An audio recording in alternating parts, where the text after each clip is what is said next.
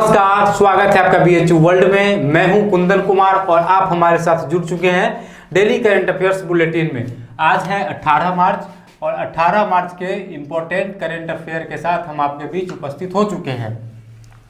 तो आज का जो हमारा सबसे पहला क्वेश्चन है उसका शीर्षक हमने दिया है फाइनल ऑपरेशन क्लियरेंस।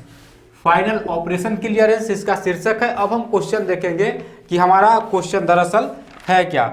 तो क्वेश्चन है, भारत में बने किस हल्के लड़ाकू विमान ने फाइनल ऑपरेशन क्लियरेंस के हेतु सफल उड़ान भरी। तो इसका जवाब हो जाएगा तेजस। तेजस ने सफल क्लियरेंस फाइनल ऑपरेशन क्लियरेंस के लिए फाइनल उड़ान भरी। अब जो तेजस जो है यह मार करने वाली मिसाइल है और इसकी जो मारक क्षमता है यह 40 से 50 किलोमीटर है। यह 40 से 50 किलोमीटर तक टारगेट कर सकता है। अब हम दूसरे क्वेश्चन की ओर बढ़ेंगे। दूसरे क्वेश्चन का शीर्षक है इनोवेट फॉर एसेसिबल इंडिया। यानी कि क्वेश्चन है, नास्कॉम फाउंडेशन ने किस कंपनी के साथ मिलकर भारत में इनोवेट फॉर एसेसिबल इंडिया नामक अभियान लॉन्च किया। तो इसका जवाब है माइक्रोसॉफ्ट इंडिया। माइक्रोसॉफ्ट इंडिया इसका जवाब है। अब यहां पर हम थोड़ा सा देखेंगे माइक्रोसॉफ्ट के बारे में। पिछले वीडियो में हमने आपको बताया था कि माइक्रोसॉफ्ट की स्थापना 1977 में हुई थी, 1977 में। इस बात को आप अच्छे से सुनेंगे। 1977 में हम आपको बोले थे, दरअसल इसकी जो स्थापना है वह 1977 में नहीं हुई थी। इसकी स्थापना 1975 में हुई थी। 1975 में इसको इस्टेब्लिश्ड किया गया था और तारीख था 4 अप्रैल। क्योंकि हम जो 1977 देखिए करंट अफेयर का जो डाटा होता है वह विभिन्न स्रोतों से हम डाटा इकट्ठा करते हैं। तो उसमें क्या होता है कि किसी में कुछ का कुछ आंसर दिया रहता है, लेकिन जब आप लोग उसके ऊपर ध्यान आकृष्ट करवाते हैं, कमेंट करते हैं, तब फिर हम जाकर के फैक्ट को दोबारा ठीक से चेक करते हैं, तब उसका फाइनल आंसर निकल के आता है। तो हम जो 1977 बताए थे, जिस डाटा में हम पढ़े थे उसमें वही लिखा हुआ था, लेकिन आपने कमेंट में बताया कि सर हमको गूगल किए तो हमको ये दिख रहा है। तो फिर हम इसको जब अच्छे से देखें, माइक्रोसॉफ्ट के वेबसाइट पर जाकर देखें, तब हमको पता चला कि इसकी स्थापना 1975 में ही हुई थी। तो आप इसको सुधार कर लेंगे। अब इंडिया में माइक्रोसॉफ्ट आया 1988 में, 1988 में, और इंडिया में इसने अपना हेडक्वार्टर हैदराबाद में स्थापित किया। अब माइक्रोसॉफ्ट के जो संस्थापक थे वो बिल गेट्स थे और हाल ही में इन्होंने बोर्ड ऑफ डायरेक्टर के पद से इस्तीफा दिया है माइक्रोसॉफ्ट से। तो इसके अलावा एक और क्वेश्चन जो इंपॉर्टेंट है कि इसके सीईओ कौन है, बार बार एग्जाम में पूछा जाता है। कॉम्पिटिटिव एग्जामिनेशन का हम क्वेश्चन देखें उसमें तो बार बार पूछा जाता है, जैसे एमपीपीएससी हो गया, यूपीपीएससी हो गया, बीपीएससी हो गया। इन सब एग्जाम में बार बार पूछा जाता है कि इसके सीईओ कौन है। तो ऐसा क्वेश्चन आता है, तो इन सब क्वेश्चन को आप अच्छे से देख लेंगे। चलिए अब नेक्स्ट क्वेश्चन की ओर हम बढ़ेंगे। नेक्स्ट क्वेश्चन हमारा है ऑर्गन डोनेशन से रिलेटेड, यानी कि हाल ही में किस राज्य ने अंगदान तथा प्रत्यारोपण में तमिलनाडु और तेलंगाना को पीछे छोड़ा है। तो इसका जवाब है महाराष्ट्र। महाराष्ट्र ने अंगदान में तमिलनाडु और तेलंगाना को पीछे छोड़ा है और इस तरीके से अब अंगदान के मामले में महाराष्ट्र पहले पायदान पर चला गया है। इससे पहले जो था वो था तमिलनाडु, तेलंगाना, उसके बाद महाराष्ट्र था, लेकिन अब महाराष्ट्र पहले नंबर पर है। नेक्स्ट क्वेश्चन हमारा मोस्ट इंपोर्टेंट क्वेश्चन है और ये एलएलबी वालों के लिए तो खासकर बहुत इंपॉर्टेंट है ही, क्योंकि एलएलबी में जो करंट अफेयर पूछे जाते हैं वो जो कानून है या फिर कोई एक्ट, कोई बिल है, तो उन सब चीज़ों से ही रिलेटेड क्वेश्चन पूछे जाते हैं। तो क्वेश्चन है medical termination of pregnancy amendment act. हाल ही में medical termination of pregnancy amendment act को लोकसभा में ध्वनि मत से पारित किया गया। अब देखेंगे क्वेश्चन क्या है। क्वेश्चन है, लोकसभा में हाल ही में गर्भपात की अधिकतम सीमा 20 सप्ताह से बढ़ाकर कितने सप्ताह की अनुमति देने वाले विधेयक को पारित कर दिया गया। तो पहले जो था एबॉर्शन की जो सीमा थी वह 20 सप्ताह तक था। तो इसमें एक सुप्रीम कोर्ट में केस भी चला, उसमें जो एक्यूज थी उसका उम्र था 13 वर्ष, और 13 वर्ष में ही बलात्कार जब उसके साथ हुआ तो उसके साथ वो गर्भवती हो गई।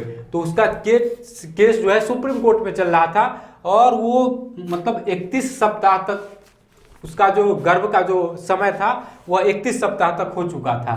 तो सरकार ने उसको गर्भपात करने की अनुमति दी थी, जिस पर बहुत सारा सवाल खड़ा हुआ था। और उसी को लेकर ये जो कानून है medical termination of pregnancy amendment, जो ये एक्ट है, अभी हम अमेंडमेंट की बात नहीं करेंगे, अभी सिर्फ एक्ट की बात करेंगे, मेडिकल टर्मिनेशन प्रेगनेंसी एक्ट।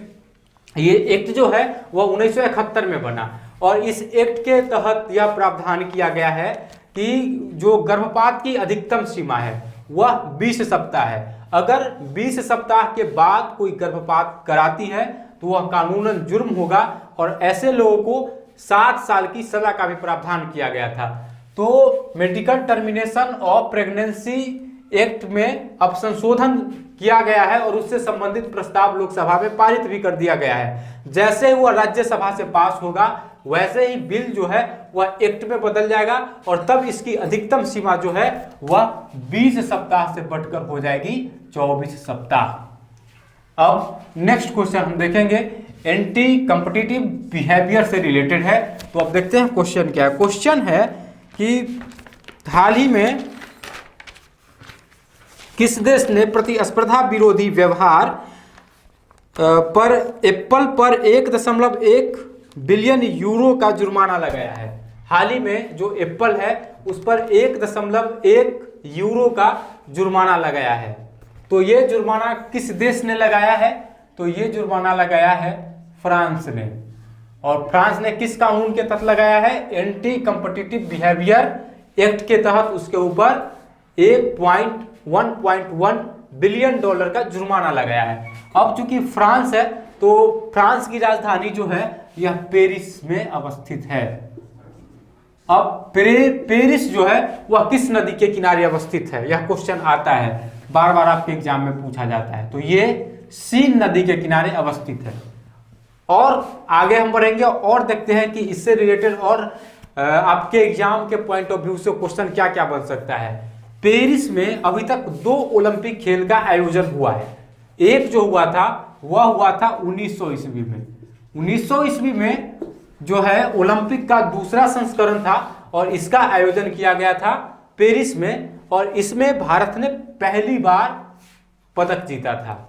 और वो नॉर्मल पिचार्ड थे जो कि एथलेटिक्स में थे, और इन्होंने एथलेटिक्स में 2 पदक जीते थे। तो आपसे क्वेश्चन इस तरीके से आता है कि भारत ने ओलंपिक में पहली बार पदक कब जीता? तो 1900 ईस्वी में जीता है। लेकिन एक बात और आपको यहाँ पर ध्यान रखने की जरूरत है, भारत 1900 ईस्वी में ओलंपिक में हिस्सा लिया था, उसमें पदक भी जीता था। उसमें खेलने वाले जो खिलाड़ी थे वह ब्रिटिश झंडे के तहत खेलते थे। वह जो फ्लैग है वह ब्रिटेन का रहता था और नाम इंडिया का रहता था। तो इस तरीके से उसमें भारत ने 2 पदक जीते थे। इसके बाद 8वें ओलंपिक खेल का आयोजन 1924 में ही पेरिस में किया गया, और इसमें इंडिया को कोई भी पदक नहीं मिला। अब जो 33वां ओलंपिक होना है, 33वां ओलंपिक ये खेला जाएगा पेरिस में, और इसका जो टाइम पीरियड है वो है 2024। अब 32वें ओलंपिक खेल का आयोजन टोक्यो में होना है, लेकिन अभी कोरोना वायरस के चलते हो सकता है कि इसके टाइम पीरियड में थोड़ा बहुत परिवर्तन किया जाए, लेकिन यह खेला पेरिस में ही जाएगा, इतना कंफर्म आप मानकर चलिए। अब हम नेक्स्ट क्वेश्चन देखेंगे। अब जो हमारा नेक्स्ट क्वेश्चन है वह अपॉइंटमेंट से रिलेटेड है, यानी कि नियुक्ति से रिलेटेड है। अभी हम अपॉइंटमेंट के बारे में बताएं, उससे पहले इसमें कुछ और फैक्ट बच गए हैं जिस पर हम अभी चर्चा करेंगे। क्योंकि जो एंटी कॉम्पिटिटिव बिहेवियर एक्ट के तहत जुर्माना लगा है, पेनल्टी लगी है एप्पल पर, तो एप्पल पर अगर हम कुछ खास चर्चा ना करें तो फिर इसका कुछ मतलब ही नहीं रह जाएगा। अब जो एप्पल है इसकी स्थापना की गई थी 1 अप्रैल 1976 को। 1 अप्रैल 1976 को इसकी स्थापना की गई, और इसकी जो स्थापना की गई थी वो स्टीव जॉब्स के स्टीव जॉब्स के द्वारा इसकी स्थापना की गई थी और इसका मुख्यालय स्टीव जॉब्स के द्वारा इसकी स्थापना की गई और इसका मुख्यालय कैलिफोर्निया में बनाया गया था। और क्वेश्चन इससे क्या क्या क्वेश्चन आता है, एक तो आपसे पूछा जा सकता है कि एप्पल के संस्थापक कौन थे। ये आपसे बहुत कम ऐसा बनता है कि आपसे इसकी स्थापना पूछी जाए, लेकिन इसके संस्थापक कौन थे या फिर स्टीव जॉब्स का संबंध किससे है जरूर पूछा जाएगा। तो स्टीव जॉब्स एप्पल के संस्थापक थे और कैलिफोर्निया में इसकी नींव रखी गई, कैलिफोर्निया ही इसका मुख्यालय बनाया गया। और इसके अलावा जो इसका इंपॉर्टेंट क्वेश्चन बनता है कि अभी वर्तमान में एप्पल के सीईओ कौन है। तो अभी एप्पल के सीईओ है टिम कुक और यह 29 नवंबर 2018 को नव भारत टाइम्स के छपे खबर के अनुसार 29 नवंबर 2018 को नवभारत टाइम्स में खबर छपी थी और उस खबर के अनुसार एप्पल के जो सीईओ है वो है टिम कुक। अब हम नेक्स्ट क्वेश्चन देखेंगे कि नेक्स्ट क्वेश्चन क्या है। अब हमारा नेक्स्ट क्वेश्चन जो है यह क्वेश्चन नंबर 6 अपॉइंटमेंट से रिलेटेड है। हाल ही में एक नियुक्ति की गई है और यह नियुक्ति विदेश उच्चायुक्त के रूप में की गई है और युगांडा जो कि अफ्रीका देश का एक बहुत ही गरीब देश है, इसके मैक्सिमम लोग गरीब है, यहाँ पे भारत के उच्चायुक्त नियुक्त किए गए हैं। तो वो कौन नियुक्त किए गए हैं, तो ये ए अजय कुमार नियुक्त किए गए हैं। इससे पहले ए अजय कुमार विदेश विभाग में फॉरेन मिनिस्ट्री में संयुक्त सचिव थे। अब हमारा क्वेश्चन नंबर जो 7 है वो आप ध्यान दीजिएगा। आईसीएमआर क्वेश्चन है, आईसीएमआर का पूरा नाम क्या है। तो आईसीएमआर का जो पूरा नाम है वह Indian council of medical research है। Indian council of medical research. ये चर्चा में है। ये चर्चा में क्यों है, तो ये चर्चा में इसलिए है क्योंकि 17 मार्च को इसके द्वारा एक रिपोर्ट जारी किया गया और उसमें कहा गया कि भारत में अभी कोविड-19 का जो लेवल है वह सेकेंड स्टेज का लेवल है। तो और इसके जो चेयरमैन हैं उनका नाम है doctor Balram Bhargava. Director general इसके डॉक्टर बलराम भार्गव है। इसको भी आपको याद रखना है कि आईसीएमआर के जो डायरेक्टर जनरल है डीजी वो बलराम भार्गव है। अब देखिए, अब जो हमारा क्वेश्चन नंबर 8, 9 और 10 है यह 2016 का करंट अफेयर और ट्रेडिशनल जीके का पूछा गया क्वेश्चन है। तो इसमें क्वेश्चन आया था द फर्स्ट डे ऑफ शक ईरा, यानी कि शक संवत का पहला दिन कौन होता है। तो शक संवत का जो पहला दिन होता है वो होता है 22 मार्च। 22 मार्च इसको हिंदुओं का नव वर्ष भी कहा जाता है और शक संवत के अनुसार यह हमारा नया साल है। अगर लीप ईयर होता है तो 21 मार्च को नव वर्ष होता है शक संवत के अनुसार। अब ये जो शक संवत है ये हमारा राष्ट्रीय कैलेंडर है, नेशनल कैलेंडर है। शक संवत की शुरुआत 78 ईस्वी में की गई थी और जिस शासक के द्वारा की गई थी उसका नाम था कनिष्क। कनिष्क कुषाण वंश का शासक था और उसके द्वारा शक संवत की शुरुआत की गई थी और इसको हमारा नेशनल कैलेंडर बनाया गया 22 मार्च 1957 को, यानी कि 22 मार्च 1957 को शक संवत भारत का राष्ट्रीय कैलेंडर बना। अब क्वेश्चन पूछा जाता है कि शक संवत को भारत का राष्ट्रीय कैलेंडर कब बनाया गया, तो इसका जवाब होगा 22 मार्च 1957। अगर हिस्ट्री टच करेगा तो हिस्ट्री में आपसे पूछा जाएगा कि शक संवत की शुरुआत किसके द्वारा की गई, तो शक संवत की शुरुआत की गई कनिष्क के द्वारा। एक तरीके से और क्वेश्चन पूछा जाएगा कि शक संवत की शुरुआत की गई थी कनिष्क के द्वारा। कनिष्क किस राजवंश का था, तो कनिष्क जो था वह कुषाण राजवंश का था। और इससे और एक और क्वेश्चन बनेगा जो 2016 में आपसे पूछा भी गया था कि हिंदू नववर्ष का प्रथम दिन कौन सा होता है, तो वो 22 मार्च होता है शक संवत के अनुसार। अब अगला क्वेश्चन जो आपसे पूछा गया था वो था which was the first modern university in India, Bharat का पहला आधुनिक विश्वविद्यालय होने का गौरव किस विश्वविद्यालय को प्राप्त है? तो ये कलकत्ता विश्वविद्यालय को इसका गौरव प्राप्त है। अब जगह कहीं नहीं बचा है तो हम इधर लिख रहे हैं इसका जवाब, कलकत्ता विश्वविद्यालय। कलकत्ता विश्वविद्यालय भारत का प्रथम आधुनिक विश्वविद्यालय है। क्वेश्चन 2016 में पूछा गया था, रिपीटेशन होने की संभावना है, इसलिए आप इस चीज को अच्छे से याद कर लेंगे कि कलकत्ता यूनिवर्सिटी जो है यह भारत का पहला मॉडर्न यूनिवर्सिटी है और इसकी स्थापना 24 जनवरी 1857 को की गई। 24 जनवरी 1857 को की गई। अब हमारा लास्ट क्वेश्चन जो है वह पोस्टल स्टाम्प से रिलेटेड है।